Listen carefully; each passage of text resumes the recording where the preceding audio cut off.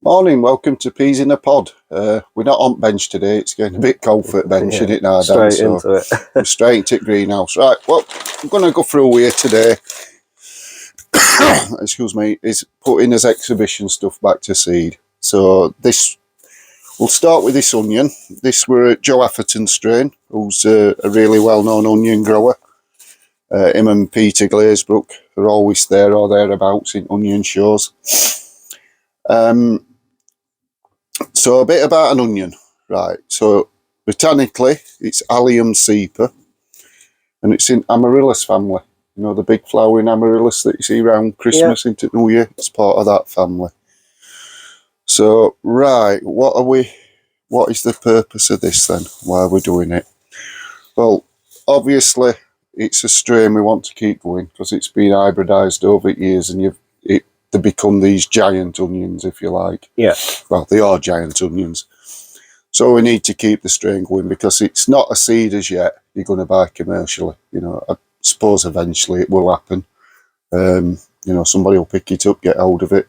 But at the moment, it's what I'll call private collections or private growers, you know, the exhibitor's seed, you know, to get hold of. So it's nice to put them back to seed and try and get your own strains going then. So right, what we need to do then, we're going to remove some of these layers, and because these layers, this actual bulbing, is basically, this isn't growth anymore to us, this is dead skin. Right. The actual growth point is in the centre of the bulb. And why you get a bulb like this is because as this plant's growing, and we're going into a bit of botanics, and it photosynthesises, it produces a lot of sugars, which sometimes it can't use all at once. So the excess sugars go into the bulb. Right. That's what causes the bulb to grow. So perhaps, you know, if anybody's growing big onions and a bit sciencey, bear that one in mind. All this is excess sugars. Yeah. So it's storage. Yeah. Right, so that's that. Right, what do I need? I need my secateurs. We'll get rid of this top. Another reason why we can do this is an onion's what we call biennial. So it's growing in 1 year, then it's going to flower in the next. So obviously we're putting it back because we want it to flower. So all we're going to do is we're just going to clean it up a bit. Because if you leave all this neck on, it's just going to rot back and it could cause you problems. So I'm going to just cut through this. Yep. Can go in there. I'm going to strip back a few of these layers. What you want when you're putting these onions back to seed is for it to be nice and firm. This has been kept cool and dry since it were lifted early September, which when it was lifted it weighed £10.5. We've just weighed it again now and it's dropped £2. Yeah. It's £8.5, so it shows you how quick, once they stop growing, they can lose the weight. Going back to a nice healthy clean skin. Again, if you've got limited stock and you want to do this and you've got a bit of bruising or damage, strip it back. Like I said before, don't worry about it. None of this is important to us. It's what the growers in the centres call the candle. Yeah. That's where the growth point's going to come from. That's botanically where the vascular bundles, the xylem and the phloems are. So it's that what will bring your new growth up. So you can strip it right back. This is still firm, so I ain't got to, I'm just cleaning it up.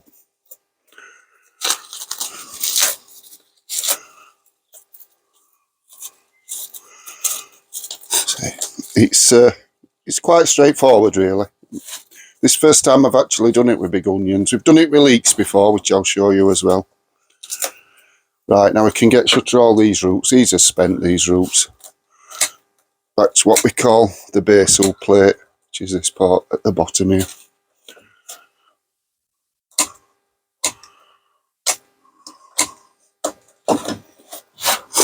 I will give that. There it is.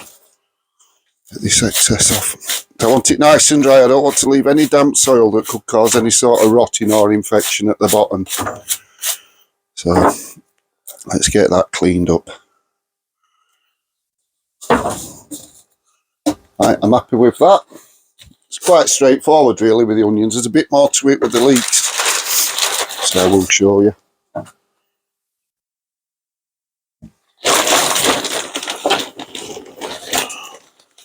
This is a 10-litre pot, so get your pot that fits your size of your onion. I'm doing it. 2 litres of compost, 2 litres of perlite, 2 litres of compost. Give it a mix.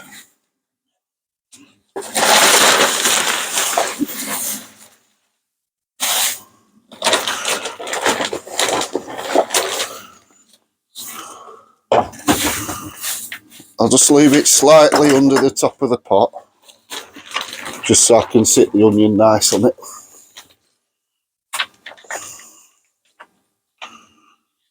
Just a touch more perlite in here. I like a nice open mix with onions. I don't want the roots to have any sort of resistance when they're growing, because they're a fibrous root. They don't make a tap root. So, you know, keep it nice and open, nice and light for them. Where's he gone? That's nice and cleaned up. Just going to sit him in there. Make sure he's in contact. Basically, that's it started. Don't overwater, because you don't want to rot the bottom. You want to keep them in a nice, dry, airy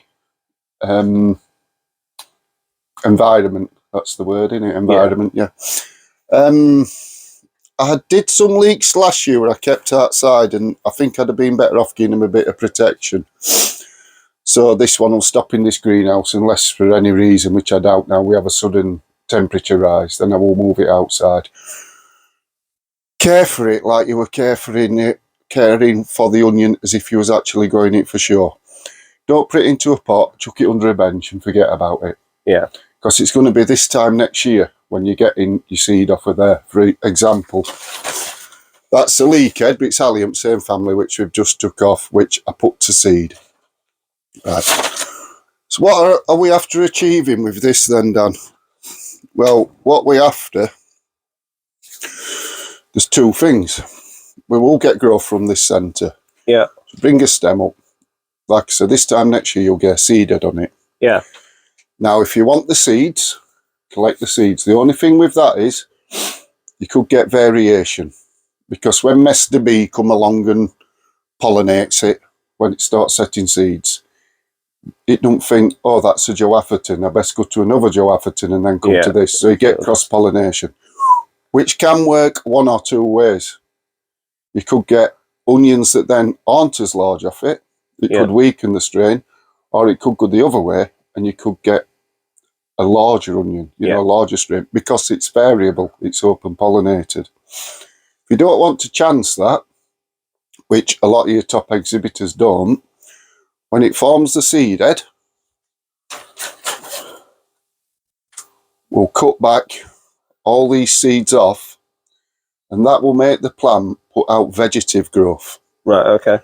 Which then is a clone of the initial plant. Right. Yeah. So you know what you're getting then. Yeah. That doesn't mean that under the right circumstances, those clones won't grow bigger than the original onion. They will. That's more to do with the physiology, you know, how you treat it and what the summer and the season's like. So, yeah. Just a quick one as well. Some people mention about, oh, my onions bolted quick, these larger onions. Same with leeks. You'll get that. Don't put that one back to seed, because you'll get that trait. Yeah. No, I don't totally agree with that, to be honest, because 90% of the time, if an onion or a leek, or more or less any veg flower, bolts on you and goes to seed earlier than what it is, it's because of physiological reasons, i.e. it's not being watered quite right. It's had too much water, then it's missed the watering. Yeah. The climate hasn't suited it. You know, we could have had a long hot spell, and then suddenly temperatures have dipped. All them will make a plant bolt.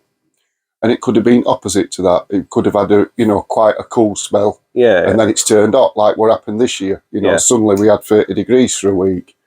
They'll make plants bolt. So it's not an hereditary thing that make them go to seed. Yeah. more the you get the more of the hereditaries on some of the leeks where you get them chucking side shoots out. Yeah. You know, that's more hereditary than. So it's more a stress factor then. Exactly. Yeah. What we call psychological reasons, so stress factors. Yeah. So that one's in. We'll see how he goes. I've got a smaller onion. If I can find it. What we're growing for quality. I've already cleaned this up a bit and stripped it back. Just to be devil's advocate, to show that you can do this without compost. You can do it hydroponically. Yeah. So I'm just going to fill 2 litres up, whenever I put my 2 litre pot. Probably in compost bag. Great at losing stuff. If not, must be perlite. There she blows. So 2 litre pot. I'm just going to put perlite in.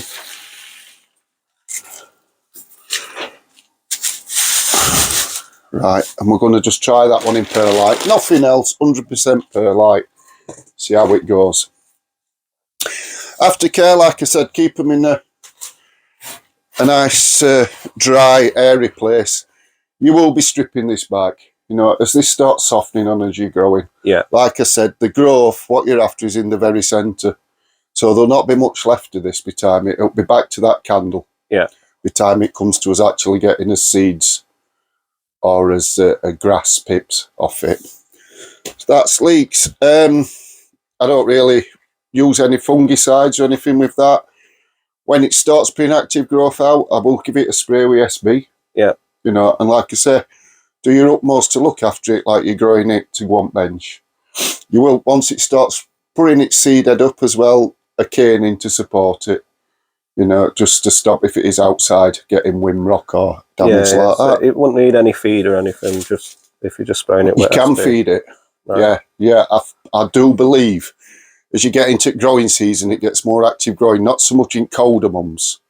Just start giving it a feed and you'll get a better head for it. Yeah. You know, a general, well, I don't use fertilisers, synthetic, but I'll be looking at something like my worm juice. Yeah. You know, for example, or BioLift, them sort of things. So I hope that were a bit of use to people, that one. A bit of something different. I know it's been done plenty already on YouTube, but I just thought we'd just have a bit more of the botanics with it, you know, what the family of onion is and why we're doing it, what we're hoping to achieve. Yeah. So leeks, slightly different way of doing it with leeks. I'll get my flower bucket. I'll put some water in there. This isn't tap water, it's rainwater. I don't use tap water unless it's desperate, really. Try and avoid it. I've got some fungicide. I'm just going to put a little bit of fungicide in.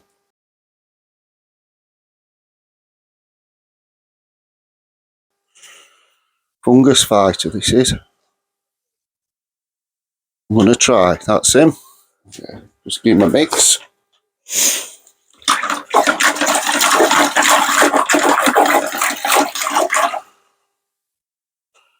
Right, the leeks we grew this year, we grew both seedling, which were, they were a nice leek, but I had a problem with them splitting on me. So I haven't kept any back for that reason, and these were berwick. Again, they've lost weight now because they've been sat. So it's clean leeks up. Right, so again, I'll get my little saw. Can't find my knife. We'll come down the barrel. Yep. That's it. Oh, this is a good example, actually. So you see the dark green there? That's the vascular bundle. That's the growth point where it's going to grow from. So that's what we're after. So again, all this is just the stored sugars. So you can strip this back. So we will have a few off of this. Take a few skins off. In fact, so I say you can really strip them back. In fact, I'm going to shorten it as well in a minute. It's still a bit too long for my liking. You can see splitting on most of these layers, flags. So take it back to there. So I'm going to bring it down a bit more. So I'll sit this in a 2 litre pot when it's done. Again, the root base. I'm going to get shut to that to encourage some more roots, some fresh rooting.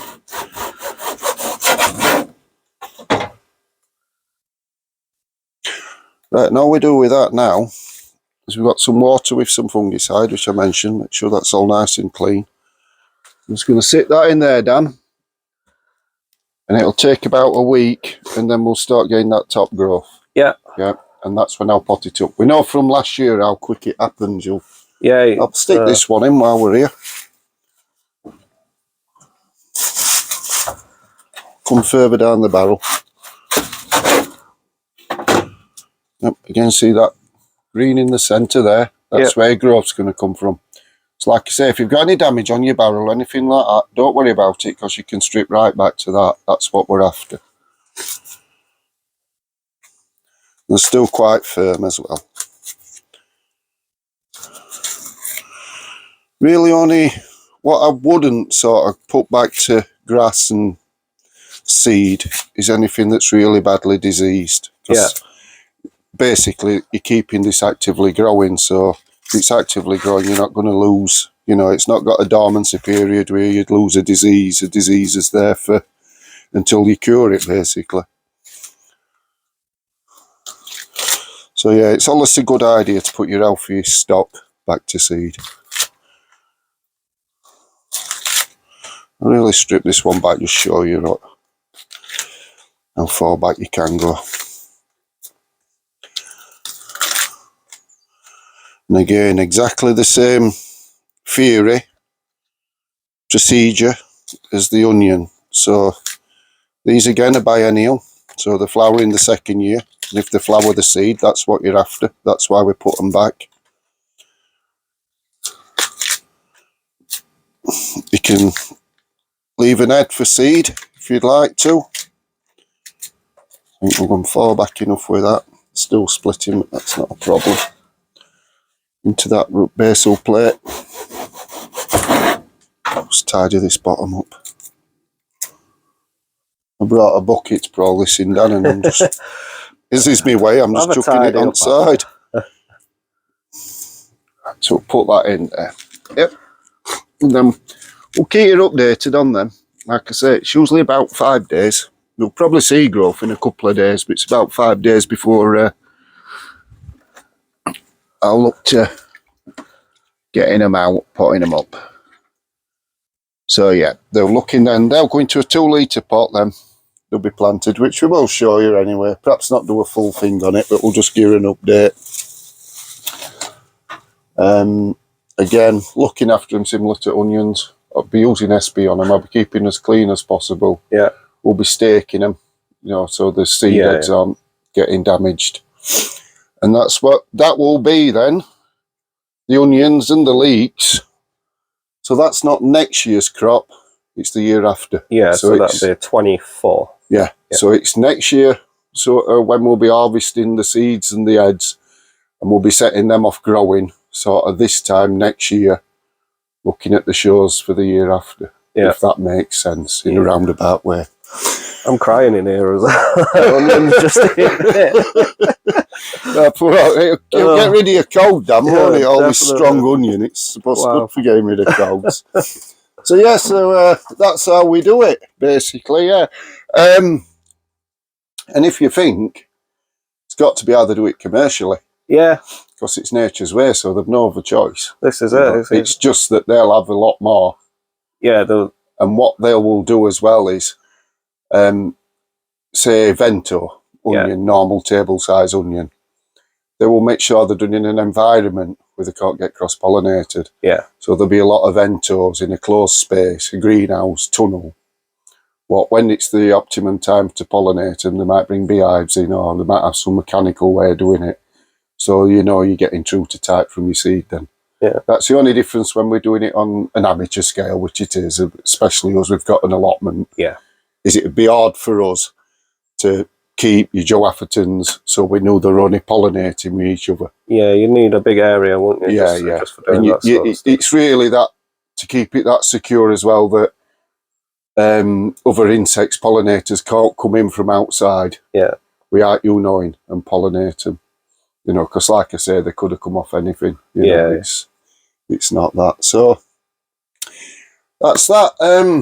Right, what I were going to mention, Dan, which I haven't mentioned to you yet, so we might as well do it on air. Yeah, we'll do it.